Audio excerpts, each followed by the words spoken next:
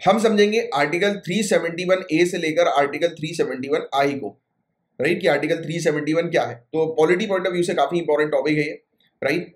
सो अभी ये टॉपिक जो है वो न्यूज में क्यों आया, क्योंकि अरुणाचल प्रदेश के चीफ मिनिस्टर पीमा खांडू ये प्लान कर रहे हैं कि अमेंड करो आर्टिकल 371 एच को, जो कि स्पेशल प्रोविजन जो है वो प्रोवाइड कराता है अरुणाचल प्रदेश को, और कह रहे हैं कि जो स्पेशल प्रोविजन नागालैंड को मिले हैं आर्टिकल 371 ए के तहत, वो सेम स्पेशल प्रोविजन जो है वो अरुणाचल प्रदेश को मिले। एक चीज आपको क्लियर हो गई कि आर्टिकल 371 जो है वो किसकी बात करता है, कुछ स्टेट्स को स्पेशल प्रोविजन देने की बात करता है, कि कुछ स्टेट्स के लिए जो है वो कुछ ऐसी चीजें होनी चाहिए, ऐसे विशेष प्रावधान जो है वो होनी चाहिए जिससे कि उस स्टेट को कुछ बेनिफिट मिल सके, कुछ लाभ मिल सके, राइट। तो ऐसी बातें करता है आर्टिकल 371। यहां तक बात क्लियर, एक छोटा सा आइडिया आपको लग गया होगा आर्टिकल 371 से रिलेटेड। इसकी अरुणाचल प्रदेश की दूसरी डिमांड क्या है, और स्पेशल प्रोविजन के तहत ये कह रहे हैं कि आर्टिकल 371 एच को भी जो है वो अमेंड करेंगे, इसके अंदर कुछ और प्रोविजन जो है वो इंसर्ट करेंगे जिसके तहत रिलीजियस और सोशल प्रैक्टिसेस जो ट्राइब्स की हैं स्टेट के अंदर, यानी कि अरुणाचल प्रदेश के अंदर जो इस ट्राइब्स जो हम लोग को, जनजाति हम लोग को देखने को मिलती हैं, उनकी रिलीजन और उनकी सोशल की जो प्रैक्टिस होती है, रिलीजियस प्रैक्टिस या सोशल प्रैक्टिस, राइट, यानी कि जो आपको पता होगा कि अलग अलग अनुष्ठान वगैरह होते हैं धर्म के अंदर, या सोशली ये आपस में एक दूसरे से कैसे कनेक्टेड होते हैं, वैसी कुछ प्रैक्टिसेस हम लोग को देखने को मिलती हैं। तो उसको प्रोटेक्ट करने के लिए कुछ और स्पेशल प्रोविजन ऐड करो। उनके जो कस्टमरी लॉज जो हम लोग को देखने को मिलते हैं, जो प्रथाएं वगैरह जो उनकी हम लोग को देखने को नहीं मिलती हैं, कुछ कुछ जैसे कुछ होती हैं ऐसे, उनके कुछ कानून वगैरह, कस्टमरी कानून वगैरह जो हम लोग को देखने को मिलते हैं, प्रोसीजर्स हम लोग को देखने को मिलती है, ट्राइबल ग्रुप्स के अलग अलग होते हैं, अलग अलग ट्राइबल ग्रुप्स के अलग अलग प्रैक्टिसेस हम लोग को देखने को मिलती है। उन सब चीजों को प्रोटेक्ट करने के लिए ये कह रहे हैं कि इसको और मजबूत बनाओ आर्टिकल 371 एच को। फिर साथ ही साथ ये भी कह रहे हैं कि सिविल और क्रिमिनल जस्टिस का एडमिनिस्ट्रेशन जो है उनका पर्टिकुलर होना चाहिए। आपको शायद पता होगा गाइस कि हमारी कंट्री के अंदर कुछ ट्राइबल एरियाज हैं, ट्राइबल स्पेशली ग्रुप्स के लिए भी उनके अलग कानून चलते हैं। जैसे कि हमारा जो क्रिमिनल लॉ है, राइट, कोई भी क्राइम होता है तो हम कोर्ट पर अप्रोच करते हैं, वहां पर उनके कबीले का जो हेड होता है, राइट, जो राजा होता है उनके कबीले का, राइट, तो वो उसके पास लोग जाते हैं, बोलते हैं कि मालिक ये हो गया, तो वो डिसाइड करते हैं कि कैसे न्याय होगा क्या नहीं होगा, जो एंशियंट टाइम पर जो चला आता था, तो उस तरीके का आज भी होता है। तो ऐसी प्रोटेक्शन भी ट्राइबल ग्रुप्स को दी हुई है कि भैया हम आपके लॉस को छेड़ेंगे नहीं, अगर आप नहीं चाहते हो यहाँ पर मिलना, हमारे मतलब जो इंडियन सिविलियंस इन जनरल जो हम लोग को देखने को मिलते हैं, तो उनसे आप अटैच होना नहीं चाहते हो, राइट, तो आप इंडिविजुअल रहो, क्योंकि हम रिस्पेक्ट करते हैं आपके रिलीजन की, आपकी प्रैक्टिसेस की। अगर आप इन्वॉल्व नहीं होना चाहते तो हमने आपको पूरी तरह से फ्रीडम दे रखी है कि आप खुद से जो है वो सेल्फ तरीके से ऑटोनोमसली जो है वो ऑपरेट करो, राइट। तो ये चीज है हमारी कंट्री के अंदर, तो ये पॉइंट भी अच्छे से ध्यान में रखना। अगर एक आदि कोई ऐसा क्वेश्चन आ जाए कि हमारी कंट्री के अंदर ट्राइबल ग्रुप्स के खुद के रूल्स रेगुलेशन लॉज हैं, इवन क्रिमिनल लॉज है, तो भी वो करेक्ट है, क्योंकि उनका सिविल और क्रिमिनल जस्टिस एडमिनिस्ट्रेशन जो है वो उनका खुद के अकॉर्डिंग, उन्हीं के अकॉर्डिंग होता है, राइट। और जो भी डिसीजन होते हैं कस्टमरी लॉस जो ट्राइब्स के होते हैं उनके अकॉर्डिंग होने चाहिए, वही चीज मैंने भी आपको समझाई, राइट। लोकल ओनरशिप को प्रोटेक्ट करने के कुछ प्रोविजन ऐड करने की बात कर रहे हैं ये, जैसे कि अगर किसी ट्राइबल ग्रुप की जमीन को आप ट्रांसफर करते हो, राइट, तो ये चीज ध्यान में रखनी कि डिस्क्रिमिनेशन नहीं होना चाहिए, किसी भी तरीके से एक्सप्लॉइटेशन नहीं होना चाहिए, ना भेदभाव होना चाहिए, ना सामने वाले को एक्सप्लॉइट करना है। उसकी जो जमीन है उस पर प्रोटेक्शन देने की, उसकी जमीन जो है वो उसी की होनी चाहिए, या फिर उसी के सदस्य के लोगों के पास ट्रांसफर होनी चाहिए। जैसे कि ट्राइबल लैंड जो होती है वो ट्रांसफर नहीं होती, आप नहीं खरीद सकते, भले ही कितना भी पैसा फेंक दो आप। ये ट्राइबल लैंड जो होगी वो किसी ट्राइबल ग्रुप के पास या इंडिविजुअल के पास ही जाएगी, ट्राइबल इंडिविजुअल के पास, नॉन ट्राइबल के पास नहीं जा पाएगी, राइट। तो ये वाला पॉइंट भी आप थोड़ा सा ध्यान में रखिएगा, राइट। वो कौन से एरिया पर, शेड्यूल्ड एरियाज पर।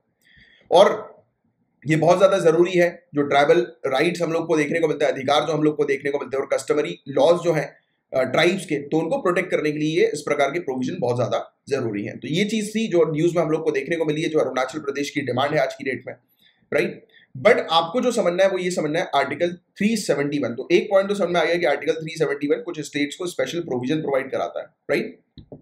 अब आर्टिकल 369 से लेकर 392 जो आर्टिकल हम लोग को देखने को मिलता है, पार्ट 21 जो हमारे इंडियन कॉन्स्टिट्यूशन का है, उसका टाइटल जो है वो क्या कहता है, temporary transitional and special provisions, अस्थायी संक्रमणकालीन और विशेष प्रावधान।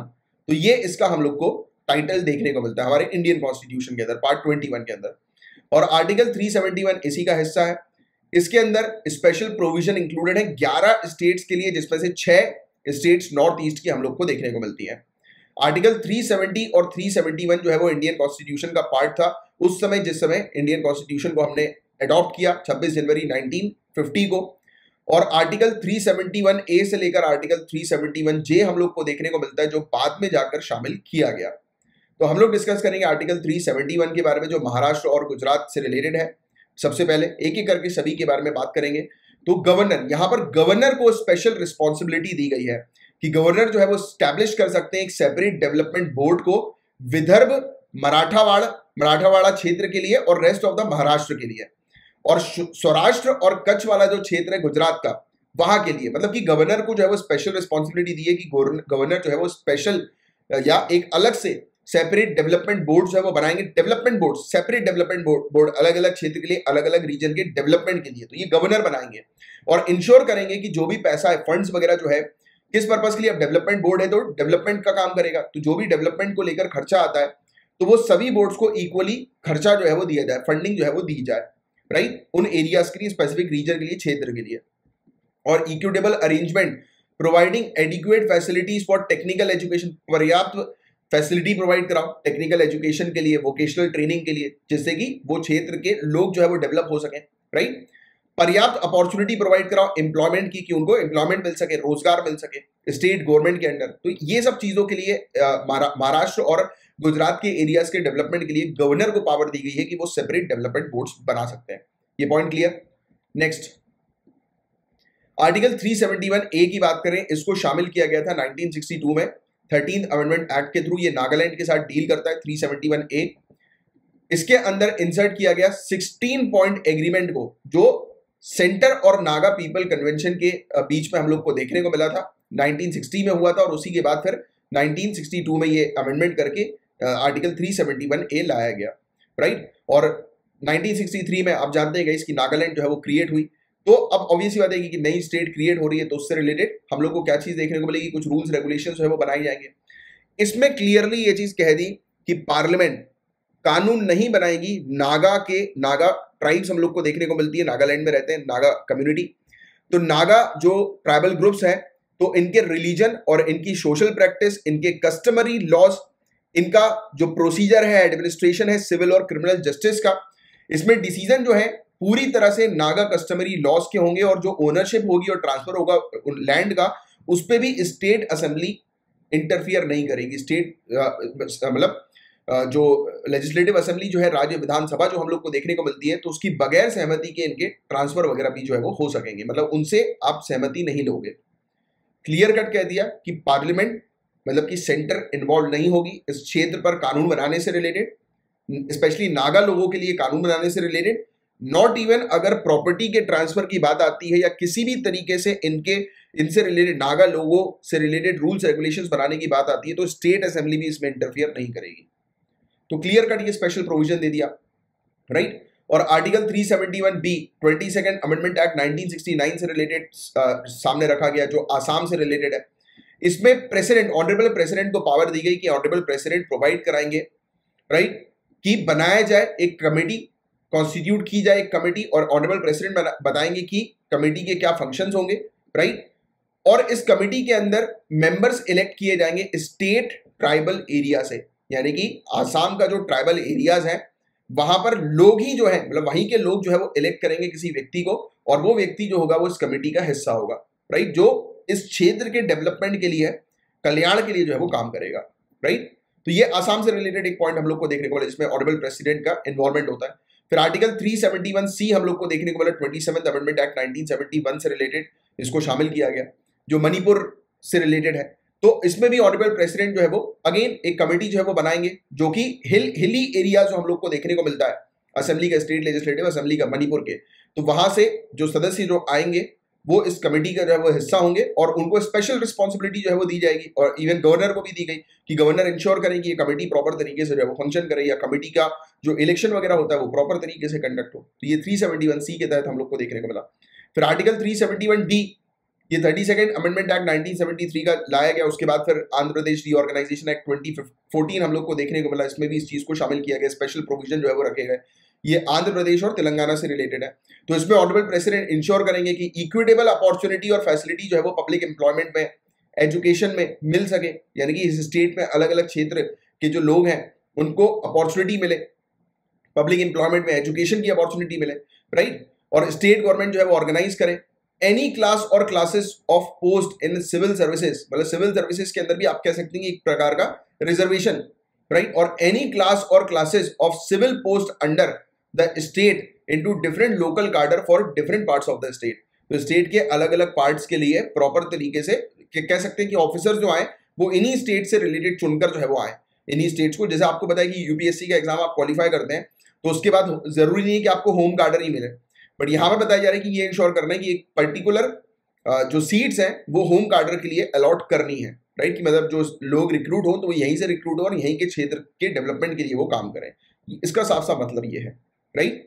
And he has similar powers with admissions in educational institution. तो एजुकेशनल इंस्टीट्यूशन में भी इसी प्रकार की पावर्स जो है वो होनी चाहिए, राइट। कि लोग जो है उनको अलग अलग यूनिवर्सिटी कॉलेजेस में जो है वो एडमिशन जो है वो मिल सके, राइट। तो ये चीज हम लोग को देखने को मिल रही है यही के क्षेत्र में रहने वाले लोगों को, तो ये चीज है। इसके अलावा आर्टिकल 371E की बात करें तो इसने अलाउ किया कि स्टैब्लिश करो यूनिवर्सिटी को आंध्र प्रदेश के अंदर, राइट, एक पार्लियामेंट के कानून के थ्रू। और ये हालांकि ये कोई एज सच स्पेशल प्रोविजन हम लोग को नहीं देखने को मिलता, क्योंकि आपको ही बताया गाइस कि पार्लियामेंट जो है वो एक कानून के थ्रू अगेन यूनिवर्सिटी जो है वो स्टैब्लिश करती है, राइट। तो ये चीज भी आपको जो है वो पता होगी। और आर्टिकल 371F की बात करें जो 36th अमेंडमेंट एक्ट 1975 से रिलेटेड हमें देखने को मिला था, ये सिक्किम से एसोसिएटेड है। जो मेंबर्स हम लोग को लेजिस्लेटिव असेंबली के देखने को मिलते हैं सिक्किम के, ये इलेक्ट करते हैं रिप्रेजेंटेटिव को सिक्किम के डायरेक्ट हाउस ऑफ पीपल में। मतलब कि ऑब्वियसली बात है, आपको जनरली क्या नजर आता है, हाउस ऑफ पीपल यानी कि लोकसभा की हम लोग बात कर रहे हैं यहाँ पर। तो जनरल तौर पर लोकसभा में कौन बैठते हैं, मेंबर ऑफ पार्लियामेंट हम लोग को देखने को मिलते हैं, जिनको डायरेक्टली कौन इलेक्ट करते हैं, लोग इलेक्ट करते हैं। बट यहां पर आपको क्या नजर आया, यहां पर जो मेंबर है लेजिस्लेटिव असेंबली के सिक्किम के, यानी कि सिक्किम की जो लेजिस्लेटिव असेंबली है उसी के कुछ मेंबर जो है वो इलेक्ट किए जाएंगे और हाउस ऑफ पीपल पर भेजे जाएंगे। आपको जनरली पता रहता है कि जो काउंसिल ऑफ स्टेट जो हम लोग को देखने को मिलती है यानी कि राज्यसभा, तो राज्यसभा के अंदर जो मेंबर्स जो होते हैं वो कहां से आते हैं, स्टेट की लेजिस्लेटिव असेंबली से। और भी काफी सारे अलग अलग एरिया से, जैसे यूनिवर्सिटीज वगैरह, वो एक अलग कहानी हम लोग को देखने को मिलती है। बट इन जनरल हम लोग क्या देखते हैं कि लेजिस्लेटिव असेंबली जो होती है वो चुनती है, वो इलेक्ट करती है मेंबर्स को राज्यसभा के अंदर, है ना, ये पहुंचाती है। बट यहां पर सिक्किम की लेजिस्लेटिव असेंबली के जो मेंबर्स हैं वो इलेक्ट करेंगे सिक्किम के अंदर, मतलब कि जो हाउस ऑफ पीपल में सिक्किम का जो रिप्रेजेंटेशन है उसके लिए। मतलब कुछ लोग जो है वो सिक्किम की तरफ से ना डायरेक्टली लोगों के साथ इलेक्ट किए गए, बिना डायरेक्टली लोगों के थ्रू इलेक्ट किए गए, स्टेट लेजिस्लेटिव असेंबली से जो है वो कुछ रिप्रेजेंटेटिव वहां पर पहुंचेंगे हाउस ऑफ पीपल के अंदर। तो ये पॉइंट बहुत इंपॉर्टेंट है, बहुत अच्छे से ध्यान में रखना।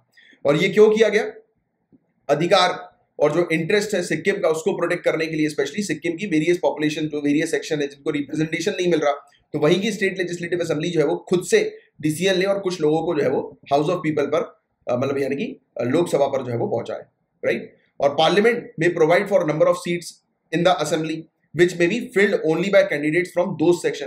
तो पार्लियामेंट भी है, पार्लियामेंट भी बोलती है कि वो जिन जो भी सीट्स है हाउस के अंदर, लोकसभा के अंदर, वो एक पर्टिकुलर सेक्शन ऑफ सोसाइटी से ही आए लोग, यानी कि रिप्रेजेंटेशन जो आए वो एक पर्टिकुलर सेक्शन ऑफ सोसाइटी का ही रिप्रेजेंटेशन यहाँ पर हो। तो पार्लियामेंट ने भी ये चीज जो है वो क्लियर करके रखी हुई है, वेरी इंपॉर्टेंट पॉइंट सिक्किम से रिलेटेड, राइट। और ये स्पेशल प्रोविजन है। आर्टिकल 371G की बात करें, 53rd कॉन्स्टिट्यूशनल अमेंडमेंट एक्ट 1986 के थ्रू लाया गया, ये मिजोरम से रिलेटेड है कि parliament can not make laws on religious और सोशल प्रैक्टिसेस ऑफ मीजोस। तो मिजोरम से रिलेटेड मीजो कम्युनिटी हम लोग को देखने को मिलती है। तो सेम चीज कि मीजो कम्युनिटी के रिलीजन हुआ है, उनकी सोशल प्रैक्टिस हुई, उनके कस्टमरी लॉज हुए, उनके प्रोसीजर हुए, वही सिविल और क्रिमिनल जस्टिस का एडमिनिस्ट्रेशन हुआ, उन लैंड की ओनरशिप का जो डिसीजन जो हम लोग को देखने को मिलता है वो भी हुआ। तो ये कह रहे हैं कि पार्लियामेंट इस पर कानून नहीं बना सकती और इस पर पूरी चीज जो डिसाइड करेगी वो कौन करेगी, assembly, state legislative assembly. But अगर स्टेट लेजिस्लेटिव असेंबली ने बोल दिया पार्लियामेंट को कानून बनाने के लिए, तब वो पार्लियामेंट जो है वो कानून बनाएगी, राइट। फिर article 371H 55th constitutional amendment act 1986 से रिलेटेड हम लोग को देखने को मिलता है, जो अरुणाचल प्रदेश से रिलेटेड है। तो गवर्नर के पास, आपको ऑलरेडी मैंने बता ही चुका इसके बारे में कि गवर्नर के पास स्पेशल रिस्पॉन्सिबिलिटी हमें देखने को मिलती है लॉ एंड ऑर्डर के रिगार्डिंग, राइट। और ये कंसल्ट करेंगे काउंसिल ऑफ मिनिस्टर के साथ, राइट। और फिर उसके बाद फिर वो डिसीजन लेंगे कि क्या डिसीजन जो है वो लेना है लॉ एंड ऑर्डर को मेंटेन करने के लिए। फिर आर्टिकल 371 जे की बात करें, 98 कॉन्स्टिट्यूशनल अमेंडमेंट एक्ट 2012 के तहत इसको लाया गया, कर्नाटक से ही एसोसिएटेड है। इस प्रोविजन के तहत कहा गया कि सेपरेट डेवलपमेंट बोर्ड, इसके बारे में भी आपको बताया, जैसे डेवलपमेंट बोर्ड के बारे में आप जान ही चुके हैं, महाराष्ट्र और गुजरात के केस में हमने अभी देखा। तो सेपरेट डेवलपमेंट बोर्ड जो है वो लाए जाए हैदराबाद कर्नाटक क्षेत्र के लिए, राइट। वही सेम चीज की डेवलपमेंट का जो एक्सपेंडिचर हो रहा है इन क्षेत्र के अंदर, मतलब क्षेत्र को डेवलप करने के लिए जो भी आप खर्चा कर रहे हो, तो इक्वली ये खर्चे जो है वो डिस्ट्रीब्यूट हो, इक्वल अपॉर्चुनिटी फैसिलिटी मिले वहां पर रहने वाले लोगों की, गवर्नमेंट जॉब्स और एजुकेशन के अंदर। कुछ पर्टिकुलर सीट जो है वो एजुकेशन इंस्टीट्यूशन में और स्टेट गवर्नमेंट की जॉब्स पे जो है वो आप ले रखो, अलग से रिजर्व करके रखो, राइट। फिर आर्टिकल 371 आई किसके साथ डील करती है? गोवा के साथ डील करती है। इसको कोई मतलब बताया गया कि इसमें मतलब अलग से स्पेशल प्रोविजन जो है वो इसके लिए जो है वो कुछ शामिल नहीं किया गया, राइट। तो ये चीज हम लोग को देखने को मिलती है, और सभी के सभी प्रोविजन जो है वो स्पेशल सर्कमस्टेंसेस जो होते हैं इंडिविजुअल स्टेट की, उसके अकॉर्डिंग जो है वो लाए गए, स्पेसिफिक सेफ गार्ड जो है वो उनको दी गई, और ये सब स्टेट के प्रोटेक्शन, स्पेशली स्टेट में रहने वाले निवासी के प्रोटेक्शन के लिए, उनके डेवलपमेंट के लिए, उनके अधिकार को प्रॉपर तरीके से सेफगार्ड किया जा सके, उस पर्पस के लिए लाया गया। तो इसमें आर्टिकल 371 से लेकर 371 जे जो हमें देखने को मिलता है, इसमें आर्टिकल 371 आई जो है, जो गोवा के साथ डील करता है, वो स्पेशल प्रोविजन के सेंस में जो है वो नहीं शामिल किया जाता। और आर्टिकल 371 ई जो है ये डील करता है आंध्र प्रदेश और तेलंगाना के साथ भी, और हालांकि इसमें भी उतना कुछ खास स्पेशल नहीं हम लोग को देखने को मिलता अमंग द अदर स्टेट्स के कंपैरिजन में, राइट। तो ये एक चीज है जिसके बारे में एक आपको जानकारी होनी चाहिए, और ये था पूरा ओवरऑल टॉपिक। इसमें देखो मैं आपको सिंपल सी चीज यही समझाऊंगा कि आपको करना क्या है। अभी के अभी आपके लिए एक छोटा सा टास्क है, आप अपना पेन और पेपर लेकर बैठिएगा, बाद में ये मतलब जैसे ये कंप्लीट करने के बाद पेन और पेपर लेकर बैठिए, और उसके बाद आप क्या करिए, 371 ए, 371 बी, सी, डी, तो ऐसे करके आई तक जो है आप लिखिए, और कौन सा 371 किस स्टेट से बिलोंग करता है, किस स्टेट को स्पेशल पावर, देखो स्पेशल पावर स्टेट को क्या क्या मिल रही है उसका एक आपको आइडिया मिल ही गया। आपको बस स्टेट्स का जो है वो नाम लिख देना है पर्टिकुलरली, क्योंकि एक आपको आइडिया मिल गया कि क्षेत्र के डेवलपमेंट के लिए है, एक जनरली आप लिख सकते हो, राइट, उसमें कुछ अलग जो है वो चीजें नहीं है, बट आप सिर्फ स्टेट का नाम लिख दो। ये जो पूछेंगे प्रीलिम्स के अंदर वो यही पूछ सकते हैं, स्पेशली स्टेट पीएससी पूछ सकती है, यूपीएससी भी पूछ सकती है, क्योंकि इन स्टेट्स को स्पेशल प्रोविजन दिए गए। तो ये चीज तो आपको याद होनी चाहिए, इसका एक चार्ट जो है वो बनाकर अपने पास रखो, ये आपका एक छोटा सा टास्क है, राइट।